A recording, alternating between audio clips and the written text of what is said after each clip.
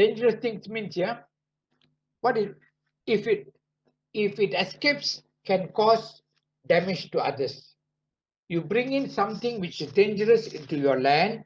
If you bring in something which is dangerous into your land, and if it escape, and if that thing escape from your land, if it can cause harm to the neighboring people or to the neighboring land, then that person would be liable.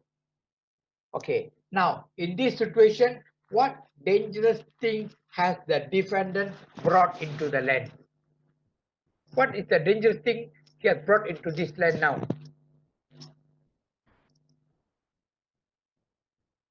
What's the danger? Pond water, I think. What's that? The water. The water. Yes, he filled up the reservoir with the water. He filled up the reservoir with water. Am I right? He filled up the reservoir with water. So this water escaped or overflow from the. Does it overflow from the reservoir? It doesn't overflow, but he filled up the reservoir fully with water. But since there was a piping from his land into the neighboring land, right? So the water seeped through. The water seeped through the pipe and went and flooded the neighboring land. And it flooded the neighboring land, and it has caused damage to the neighboring land. So that means here, if you bring into your land, so the simple reason you need to know here is, if you bring something into your land, and if that thing escape from your land and goes into the neighboring land, and if it can cause loss or damage, then you are liable, because you brought in something into your land and you let it to escape into the neighboring land, or it could cause harm or danger to anyone in that surrounding area, then the defendant would be liable. Are you following? Yes. So that means here you must bring in something which is dangerous into your land. If that thing can escape, can cause harm, then the defendant is liable. That is the first rule which is established. Okay, now if you see your slides here, you cannot see this case here. I'll give you one Malaysian case here. Take down this case, very, very important. Ang Hock Tai. Ang, A-N-G. Ang Hock, H-O-C-K. Tai, T-A-I. Versus Tan Sam Lee. Tan Sam, S-U-M. Sam Lee and another. That means more than one defendant. When you say another means here, that means more than one defendant. You got it? Hello? You got the citation of the case? Sir, can you repeat again? Okay. Ang, A-N-G, Hock, H-O-C-K, Tai, T-A-I, Tai. Tai versus Tan Sam Lee. Tan Sam Lee and another. That means more than one defendant. You got it? It's a very old case also. You know, this is a 1958 case. You know, this is a 1958 case. This is a 1958 case. You know, this is a 1958 case. You got it? But if you to compare with Ryland and Fletcher, which year you know the case? 1866. Ryland and Fletcher, the law laid down in Ryland and Fletcher is 1866. But the Malaysian case here, which referred to Ryland Fletcher, is the case of Ang Hock Tai, which is a 1957 case. 1957. You got it? 1957 Malayan Law Journal. Malayan Law Journal. It's reported in Malayan Law Journal at page 135. At page 135 in 1957. Okay. Now, let me give you very briefly about this case. Yeah. Hello, ladies and gentlemen. Any gentlemen in this class? Hello. Any gentlemen in this class? No gentlemen. Is it only ladies in this class? Is it? Yeah, no gentleman. Wang Xin Pei is not a gentleman. She's a girl. Huh? Hey, that means there's no male in this class here. Hello. God. Like Lao Chen Yang, But why are they remaining silent? Oh, they cut. because they think they are not gentlemen. Okay. I got it. I got your point. Yeah, they are not gentlemen. Yeah. Ayo. But don't tell me they fall in between. Yeah. Okay. Anyway, what happened in this case? Yeah. Okay. Who's the plaintiff is Ang Hock Tai, right? Am I right? Hello. The defendant is Ang Hock Tai. The plaintiff is Ang Hock Tai. Am I right? Okay. The plaintiff rented a shop house. The plaintiff rented a shop house and lived on the first floor of the building. Take down here. The plaintiff rented a shop house and lived on the first floor of the building. The ground floor was sublet to the defendant. The ground floor was sublet to the defendant. Am I going very fast? I'm trying to go slow. You got it? Sir, can you Hello? repeat again? Okay, I'll repeat again. Yeah. The plaintiff rented a shop house and lived on the first floor of the building. The plaintiff rented a shop lot, yeah, and he lived on the first floor of that particular building. The ground floor of the building was sublet to the defendant. So that means Tan Sam Lee was occupying the ground floor. Who, you got it? Okay, this guy, the defendant, he occupied the ground floor and he was doing business, repairing and distributing of tires. He was doing business of repairing and distributing of tires. You know what are tires, right? Hello. You know what's a tire? Yes. Tahu, huh? Okay. Like Kritus mother tire gun. Okay. The defendant stored petrol for the purpose of his business. At the same time, the defendant kept petrol, petrol. He stored petrol. Lower. Okay. So the defendant business is repairing tires and distributing tires. Am I right? Betul kan? Distributing of tires.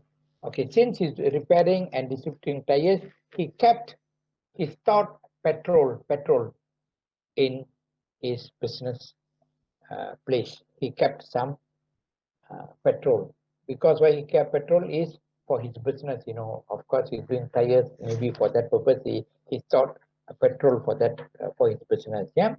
One morning, the defendant premises caught fire. Okay, the defendant premises caught fire. So that means the ground floor caught fire.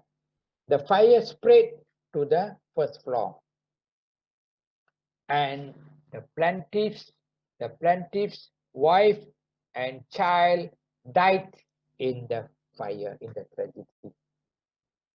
So the fire started in the ground floor and it went to the first floor, and the plaintiff's wife and child died. Okay, now the court, what was the decision? The court found the defendant liable under the rule in Ryland and Fletcher.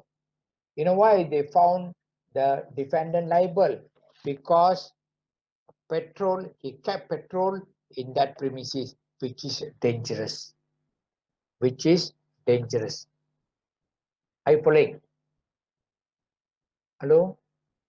He would have kept the tires alone is okay, but he kept the petrol there. The petrol, of course, he stored petrol and keep that will blast the whole thing, am I right? So they applied the rule in Ryland and Fletcher, and moreover, the fire started from the ground floor, it spread to the first floor, am I right? It spread to the first floor, am I right? So it has endangered the neighboring floor also. So they applied the rule in Ryland and Fletcher. Escape from this place, the fire escaped from the first floor, it went into the second floor and has caused death to the plaintiff's wife and the child, am I right? So held liable. You got it? So teacher, the plaintiff is the An Hock Thai, is it? The plaintiff is Ang Hock Thai, yes. The plaintiff sued the defendant. You got it? Hello? Yong. Yong? Yeah. Yeah, can you? So here, what happened? The plaintiff. So that means the plaintiff's wife and the child died. Am I right? Yes. So he sued the defendant here because he said that you keep dangerous thing in your place. The petrol, you store petrol and keep, and that petrol has caused the fire.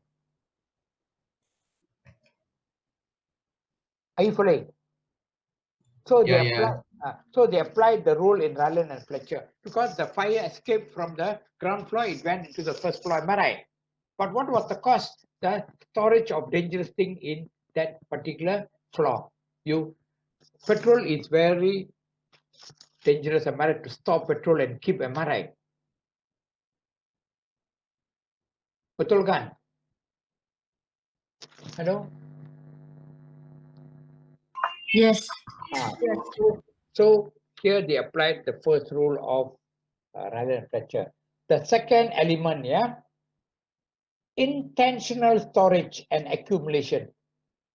Intentional, intentional,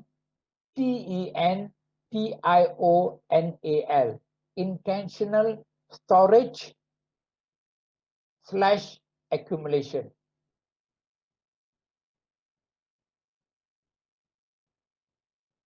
Okay, so that means here,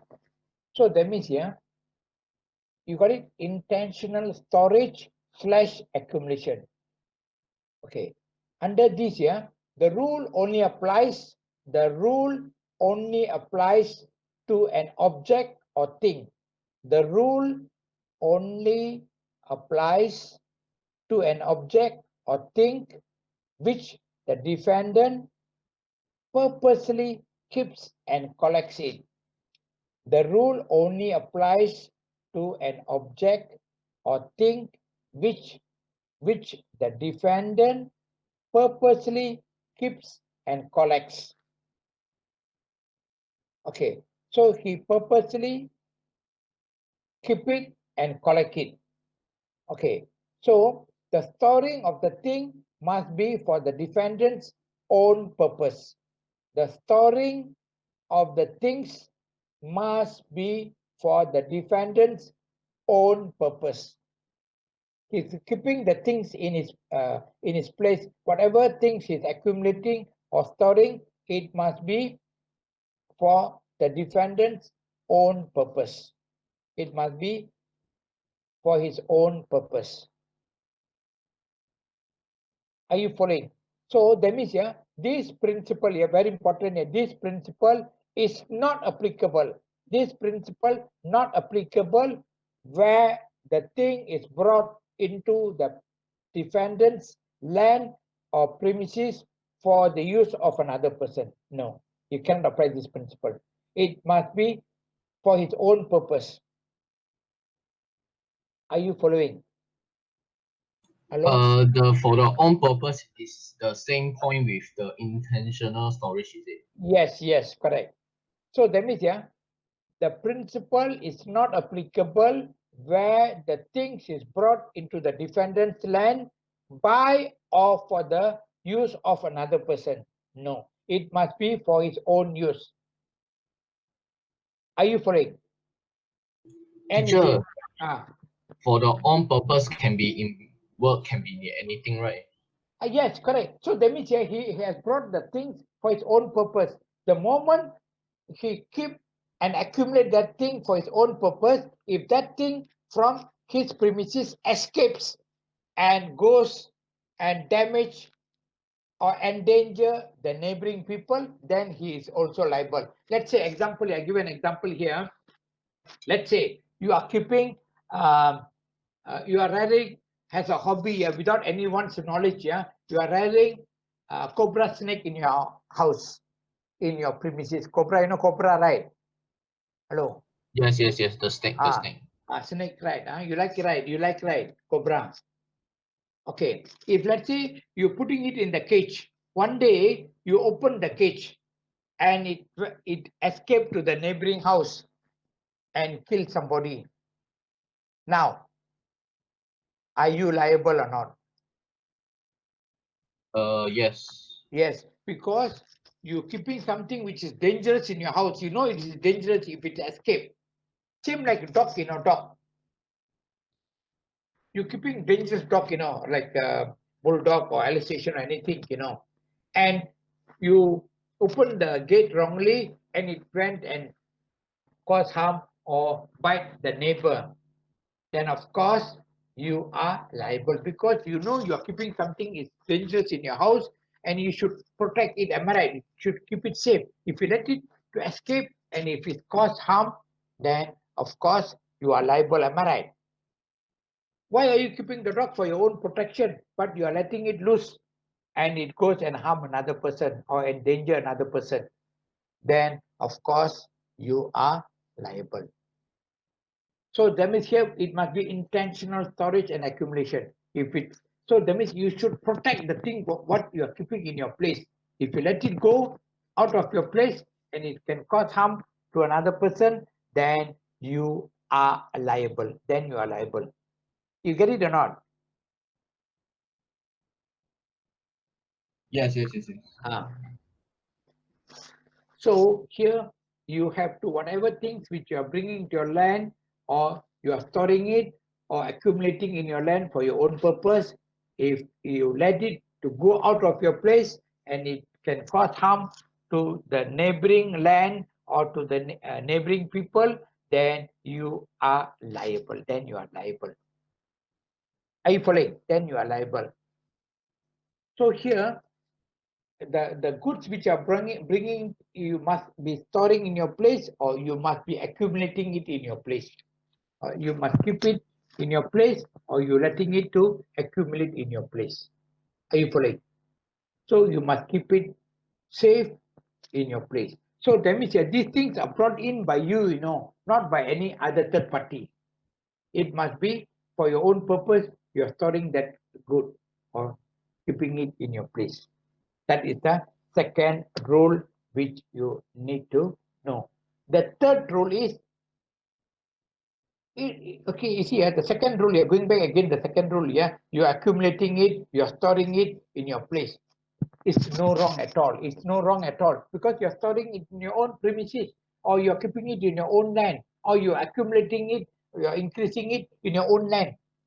It's your problem, am I right? True, isn't it?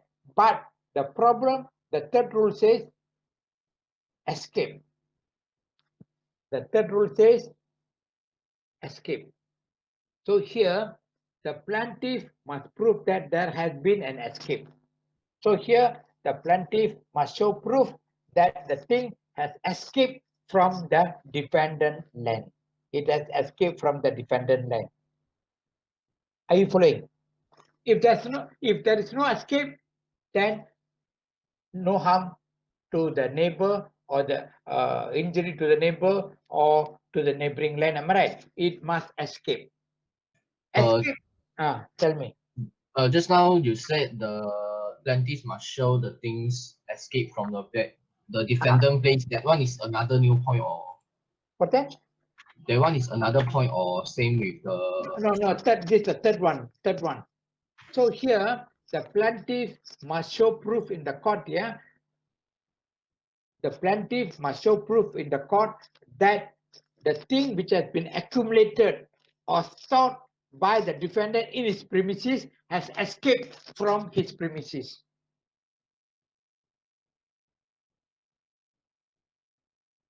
You got it? Hello, Yong. Yes, yes, yes. I got it. I got it. So that means here, the second rule says the plaintiff, the defendant is storing or accumulating things in its premises for his own purpose. For his own purpose, is keeping it. That is storing it in its place or accumulating it, increasing it, and keeping it in its place. That is the second rule. The third rule is telling the plaintiff must show proof that whatever stored or accumulated in the defendant's land or premises has escaped from that premises or from that land. He must show proof. It has escaped from there.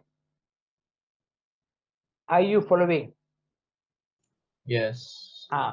It must escape. It must escape from the premises of the defendant or from the land of the defendant. It must. Okay.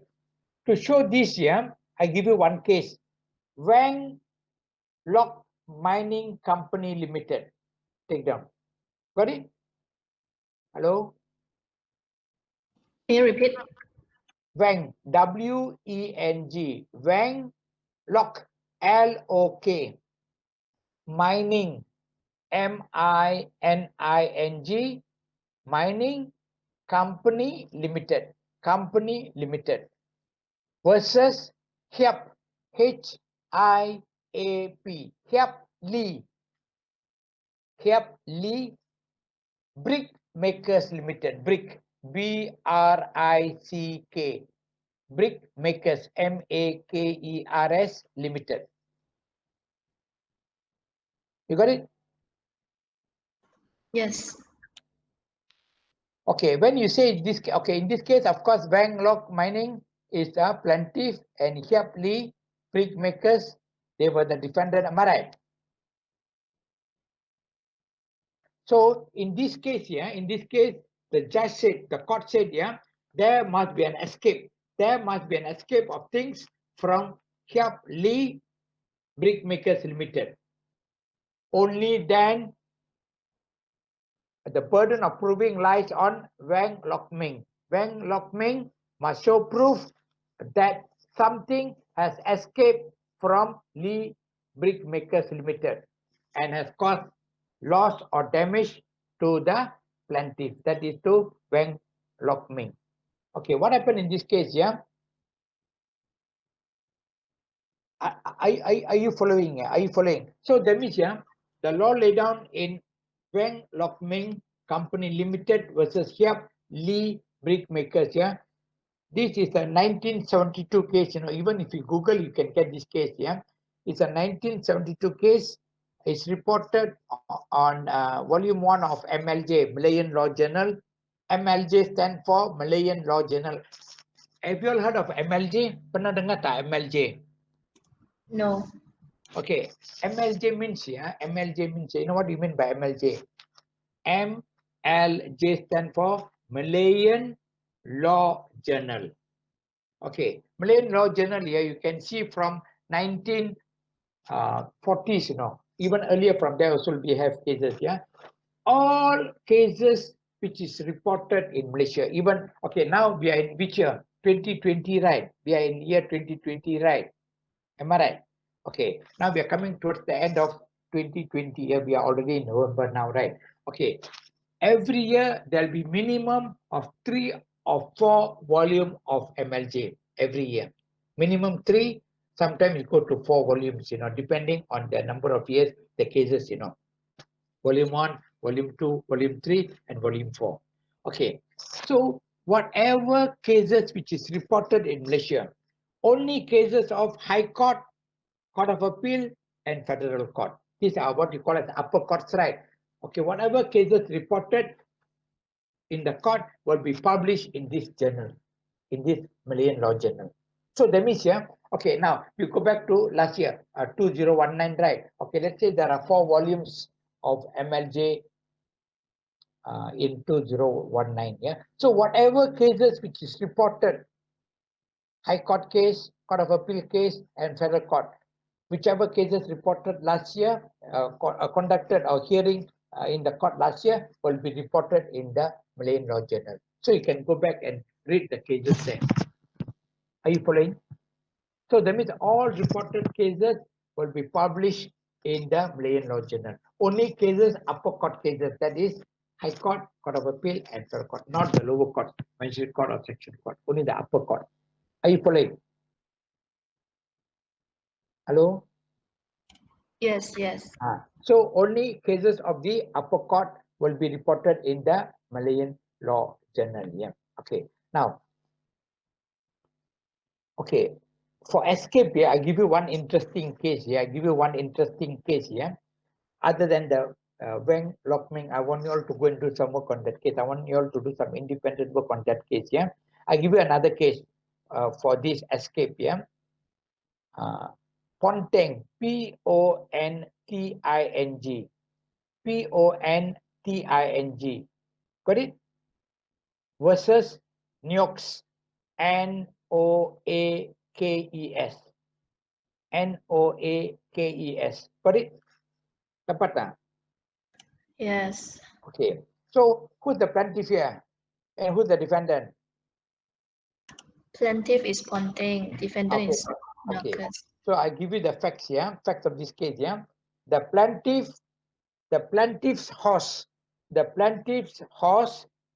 reached its head into the defendant's land. I'll go slow here. The plaintiff's horse. You know what's horse, right? Yes, yes. Kuda, yeah. The plaintiff's horse reached its head and into the defendant's land and ate the poisonous leaves of a yew tree, Y-E-W tree, T-R-E-E, which was planted on the defendant's land. So the defendant, he grew some poisonous trees on his land. What the plaintiff's horse, yeah, from the neighboring land, right? It ate some of the leaves. The court held there was no escape as the tree and the leaf did not extend beyond the defendant's boundary, and so the plaintiff failed in his action. So here, what happened? The plaintiff had a horse. The defendant, neighboring land. He grew a tree called yew, Y-E-W. That tree has a poisonous leaf, you know. He grew in his land, in the defendant land. But this horse, yeah, what this horse did, it reached his head, go into the neighboring land and ate that leaf. And then, of course, the horse died because the leaf is poisonous, am I right? So the plaintiff sued the defendant. So the question here is, was there an escape? Was there an escape of the leaf? No. No. So the plaintiff lost the case. The plaintiff lost the case. If the leaf had fall into the plaintiff's land, and if the horse would have added, or the tree branch from the defendant land has encroached into the plaintiff land, and if that horse would have had, then yes. But here, no. The horse is the one who reached into the defendant's land and at that leaf, am I right? So there was no escape in this particular situation. Depan, okay. I give you another case, a Malaysian case. I want you all to go and do some work here on escape also, a Malaysian case here. Milik, M-I-L-I-K, Milik Perusahaan Sdn Bhd. Got it? Milik Perusahaan Sdn Bhd versus Kembang Masyur Sendirian Berhad.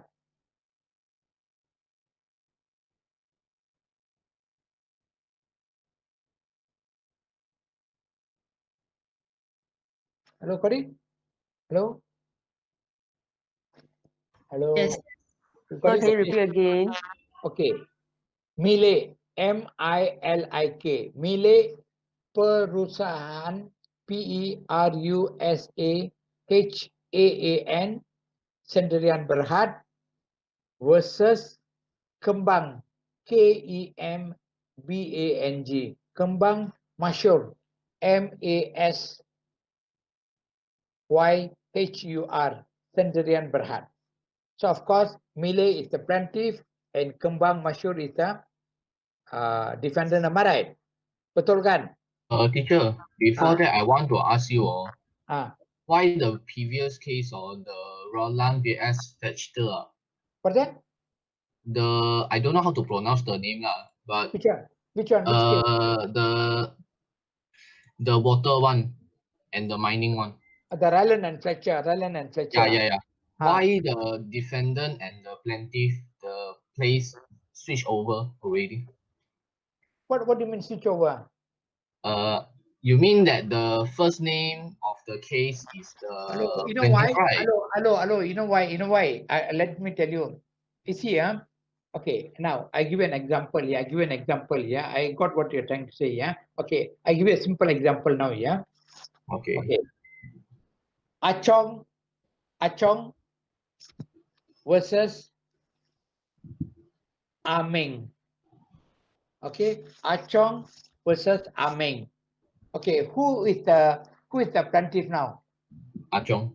Achong is the plaintiff and Aming is the defendant. Am I right? Yes. Okay. When a case started, he is the plaintiff and our friend is the defendant. Am I right? Aming is the defendant, Achong is the plaintiff. Okay, let's say the judge has given judgment in favor of Achong. Achong has won the case and Aming lost the case. Aming is unhappy with the decision. So he's appealing the case. He's appealing the case to a higher court.